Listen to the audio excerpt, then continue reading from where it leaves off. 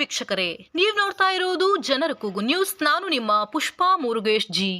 ಕಾರ್ಗಿಲ್ ವಿಜಯ ದಿವಸ ಅಂಗವಾಗಿ ಜುಲೈ 26ರಂದು ಬೆಳಗ್ಗೆ 10ಕ್ಕೆ ಪಟ್ಟಣದ ಕಾರ್ಗಿಲ್ ವೀರಯೋಧರ ಸ್ಮಾರಕ ಸಮಿತಿ ನೇತೃತ್ವದಲ್ಲಿ 25ನೇ ವರ್ಷದ ಕಾರ್ಗಿಲ್ ವಿಜಯೋತ್ಸವ ಸಮಾರಂಭ ಹಮ್ಮಿಕೊಳ್ಳಲಾಗಿದ್ದು, ತಾಲೂಕಿನ ಹುತಾತ್ಮ ಸೈನಿಕರ ಊರುಗಳಿಂದ ವಿಜಯ ಯಾತ್ರೆ ಮೆರವಣಿಗೆ ನಡೆಸಲಾಗುವುದು ಎಂದು ಕಾರ್ಗಿಲ್ ಸ್ಮಾರಕ ನಿರ್ಮಾಣ ಸಮಿತಿ ಅಧ್ಯಕ್ಷ ಚಂದ್ರಶೇಖರ್ ಕಲಾಲ್ ಹೇಳಿದರು. ಆಂತರಿಕವಾಗಿ ನಮ್ಮನ್ನು ರಕ್ಷಣೆ ಮಾಡ್ತಕ್ಕಂಥ ಪೊಲೀಸ್ ಇಲಾಖೆ ಇರ್ಬೋದು, ಅರಣ್ಯ ಇಲಾಖೆ ಇರ್ಬೋದು, ಗೃಹ ರಕ್ಷಣೆ ಇರ್ಬೋದು, ಹೋಮ್ಗಾರ್ಡ್ಸ್ ಇರ್ಬೋದು, NCC, ಸ್ಕೌಟ್ ಆ್ಯಂಡ್ ಗೈಡ್ಸು, ಆಮೇಲೆ KV, ಈ ಥರ ಆ ಪ್ರತಿಯೊಂದು ಇಲಾಖೆಯಿಂದ ಅವ್ರಿಗೆ ಜವಾಬ್ದಾರಿ ಕೊಟ್ಟಿವಿ. ಒಬ್ಬರು ದಕ್ಷ ಅಧಿಕಾರಿನ ಅವರು ನಮ್ಮ ಹೆಸರು ಸೂಚಿಸಿದ್ದಾರೆ. ಅವ್ರಿಗೆ ನಾವು ಸನ್ಮಾನ ಇರ್ಬೋದು. ನಾವು ಸುಮಾರು 13-20 ಜನ ಆಗಿದ್ದಾರೆ. ಪ್ರತಿ ಇಲಾಖೆಯಿಂದ ನಮ್ಮ ಆಂತರಿಕವಾಗಿ ನಮ್ಮ ರಕ್ಷಣೆ ಕೊಡ್ತಕ್ಕಂಥ ನಮ್ಮ ಇಲಾಖೆಗಳಿಂದ ಒಬ್ಬೊಬ್ಬರು ದಕ್ಷ ಅಧಿಕಾರಿಗಳನ್ನ ಅವರು ಆ ಇಲಾಖೆ ಮುಖ್ಯಸ್ಥರೇ ಹೆಸರು ಸೂಚಿಸಬೇಕಂತ ಹೇಳಿದ್ವಿ.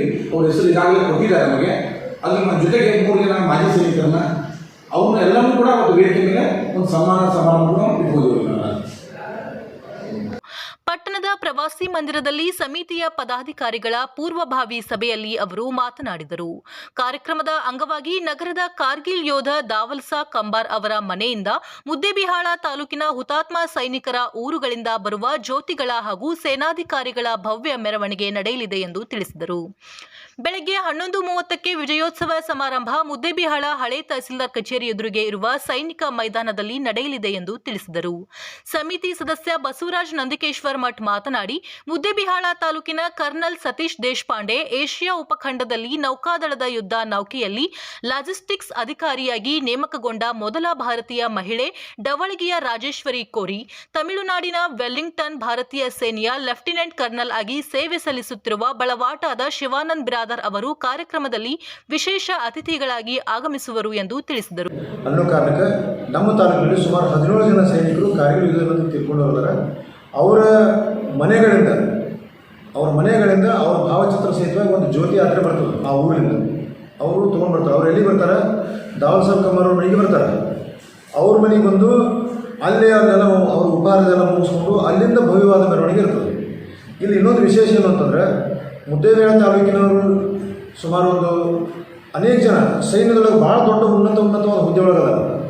ಆದರೆ ಅವರನ್ನು ಪರಿಚಯಿಸುವಂಥ ಕೆಲಸ ನಾವು ಮಾಡಬೇಕು. ಈ ಕಾರ್ಯಕ್ರಮ ನಿಮಿತ್ತ ಕೆಲವರನ್ನು ನಾವು ಪರಿಚಯ ಮಾಡಿಸ್ಬೇಕು ಅನ್ನೋ ದೃಷ್ಟಿಕೋನ ಇಟ್ಕೊಂಡು ಯೋಚನೆ ಮಾಡಿದಾಗ ನಮಗೆ ಹೊಡೆದವರು ಒಂದು ದೇಶಪಾಂಡೆ ಅವರು, ಸತೀಶ್ ದೇಶಪಾಂಡೆ ಅವರು, ಆಮೇಲೆ ಇವರು ಯಾರು ಶ್ರೀಮತಿ ರಾಜೇಶ್ವರಿ ಕೋರಿ ಅವರು, ಆನಂತರ ಶಿವಾನಂದ ಬಿರಾದರ್ ಅಂತ ಇವರು ಬಳವಾಟದವರು. ಕಾರ್ಗಿಲ್ ಸಮಿತಿ ಮಾಡಿದ್ದ ಆ ಕಾರ್ಗಿಲ್ ಸಮಿತಿಯವರು ನಮ್ಮನ್ನು ನಾವು ಗೌರವಿಸಿದೆ. ಎಲ್ಲ ಸೈನಿಕರನ್ನ ಹಾಗೂ ಪೊಲೀಸ್ ಸಿಬ್ಬಂದಿಯನ್ನೇ ಗೌರವಿಸ್ಕೊಂಡು ಬಂದಿದ್ದೀವಿ. ಅವ್ರನ್ನೂ ನಾವು ಯಾವಾಗ ಬೇರೆ ಅಂತ ಬಿಡಿಸಿಲ್ಲ. ಬಟ್ ಇವತ್ತಿಗೂ ಇನ್ನೊಂದು 2 ಸಂಘಟನೆಗಳು 3 ಅದ ಮುದ್ದೊಳಗೆ ಬಟ್ ಆ 3 ಇನ್ನೂ 2 ಸಂಘಟನೆಗಳಲ್ಲ. ಇವತ್ತಿಗೂ ನಾವು ಕರೆದು ಬಂದಾರೆ, ಇವರು ಬಂದಾರ. ಬಟ್ ಅವರು ಯಾಕೆ ಈ ಕಾರ್ಯಕ್ರಮ ಮಾಡಕತ್ತಾರೋ ಅದು ನಮ್ಗೆ ಗೊತ್ತಿಲ್ಲ. ಅವ್ರ ಇಚ್ಛೆ ಅದು ಮಾಡಬಾರ್ದಂತೂ ಹೇಳಕ್ಕಲ್ಲ, ನಮ್ಮ ಪರ್ಯಾಯನೂ ಅನ್ನಕ್ಕಲ್ಲ, ನಮ್ಮ ಪರನೂ ಅನ್ನಕ್ಕಲ್ಲ. ಬಟ್ ನಾವು ಮಾಡಿದ್ದೇ ಸೈನಿಕರಿಗೋಸ್ಕರನೇ ಈ ಸಮಿತಿ ಮಾಡಿದ್ದು, ಸೈನಿಕರಿಗೋಸ್ಕರನೇ ಈ ಸಮಿತಿ ಇರೋದು. ಮುಂದಿನ ದಿನಮಾನೂ ಹಂಗೆ ಮಾಜಿ ಸೈನಿಕರ ಅವರ ಗುರುತಿಸುವಿಕೆಗಾಗಿ, ಏಳಿಗೆಗಾಗಿ, ಅಭಿವೃದ್ಧಿಗಾಗಿ ಅವ್ರನ್ನ ಸಮಾಜಕ್ಕೆ ಗೌರವಯುತ ಸ್ಥಾನದಲ್ಲಿ ಕಾಣಬೇಕು ಅನ್ನೋ ಉದ್ದೇಶಕ್ಕೆ ಸಮಿತಿ ಇರೋದು ಮಾಡಾಕತ್ತೇವೆ. ಮಾಜಿ ಸೈನಿಕರು ಮತ್ತು ಇನ್ನೊಂದು ಕಾರ್ಯ ಮಾಡುವಂಥ ಔಚಿತ್ಯ ಏನು ನನ್ನ ಪ್ರಶ್ನೆ. ಅದು ಆ್ಯಕ್ಚುಲಿ ನನ್ನ ಪ್ರಕಾರ ಅವ್ರಿಗೆ ಯಾಕಂದ್ರೆ ನಾವು ಅವ್ರಿಗೆ ಗೌರವ ಅವ್ರಿಗೆ ಹೋಗಿ ವಿಷಯ ಅದು. ಯಾಕಂದ್ರೆ ಅವನು ಕರೆ ಗೌರವಿಸಬೇಕು.